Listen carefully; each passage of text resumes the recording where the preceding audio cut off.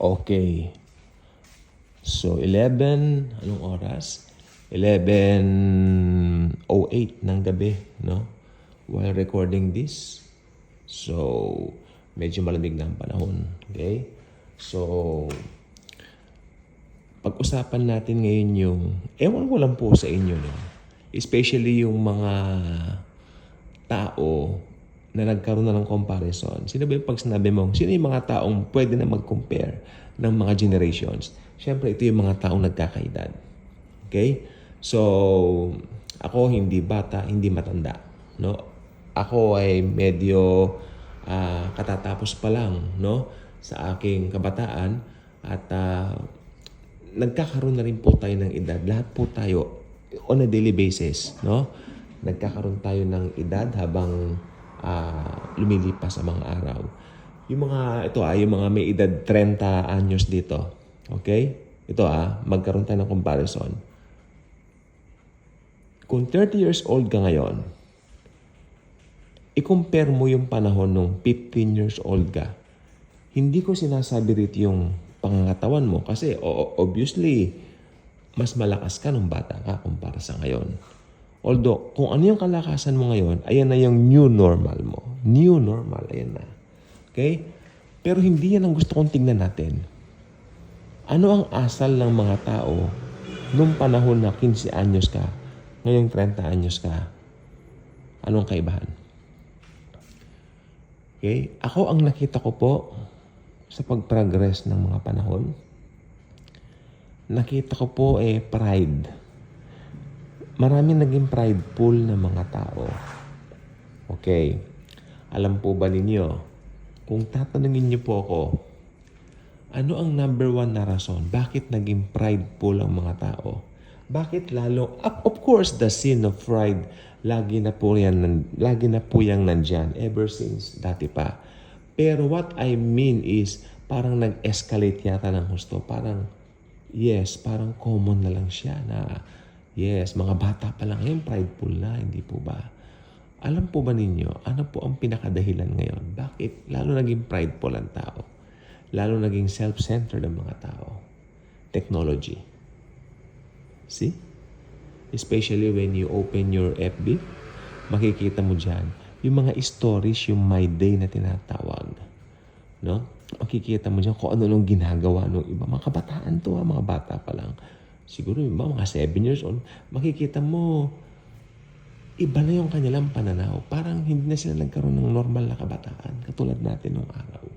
Of course, nung bata po tayo, may mga technologies na rin po, may mga cellphones na rin po. Pero, hindi katulad nung meron tayo ngayon. So,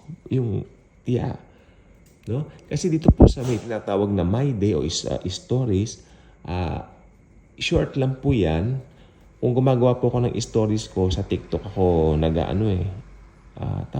nagre-record kasi maganda pong app ang TikTok. No? Malamang dyan din po nagre-record yung iba. Sa TikTok, short stories lang, pero napakaikli. And yet, parang doon ipinapakita nila yung personalities nila, pinapakita nila yung mga kung anong meron sila, di ba? So lumabas po talaga yung pride. At ang nakakatakot po nito doon sa mga unbelievers na masyadong mahilig sa ganitong gawain. Baka biglang dumating ang rapture at maiwan silang bigla. Kasi tingnan nyo, ngayon church age, subukan nyo ang share ng mga karamihan dyan. Alam niyo yung iba talagang pagtatawanan ka pa. Ngayon na-experience po namin mga kabataan ngayon dito po sa amin. When we say the word or the name of the Lord Jesus, parang wala silang interest. Parang yes. Unlike ng mga kabataan 15 years ago, yung mga bata, pag sinabi mo tungkol kay Jesus, makikinig talaga sa'yo. Kasi noong mga medyo bata pa rin kami, nagpa-Bible study kami. Nalala ko dati, kung naglalakad-lakad kami diyan sa labas, yung dala kami mga Bible, yung mga batang maliliit sumasama sa amin. Itanong ko po kayo, nung panahon po ba na meron na yung mga pa-TikTok na yun? Wala pa noon. Wala pa. So, ang mind ng mga tao mas fresh. No? Whenever you present something sa kanila na may kinalaman kay Jesus, makikinig po sila. In fact, napupuno po itong bahay namin ng mga nagba-Bible studies. During that time, inaabot kami ng almost 12. Mga ganitong oras kami natatapos, hindi pa kami kumakain eh. So, iyan po sinasabi ko, we are being delighted by the word of the Lord Jesus Christ. So, ngayon, masyado lang prideful ang mga tao.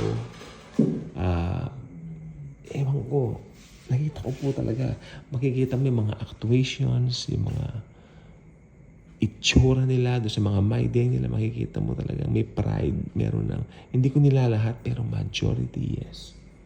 Majority yes. Makita mo yung mga celebrities, hindi nagpapatalo pag may mga celebrities na umangat. Di ba? Yung ibang celebrities gagawa rin ng gimmick. Ganyan po ang tactic ng Antichrist.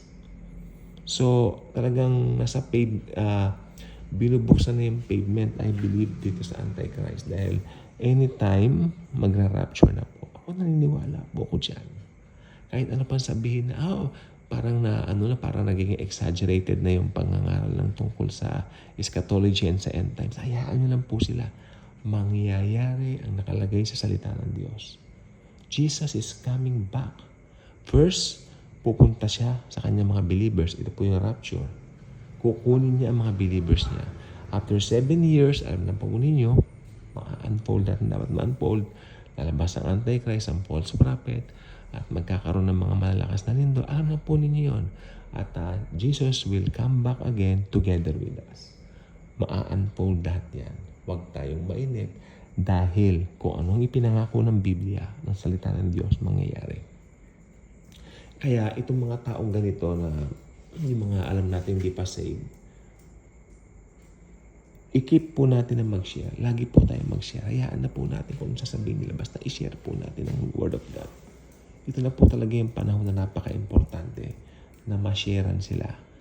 Mas maganda po yung mas marami tayong ma-rapture kaysa yung maraming maiwan. Hindi po ba? So, yun lang po ang point ko. At good night sa ating lahat. Huwag natin kalilimutan, Jesus loves us. God bless everyone.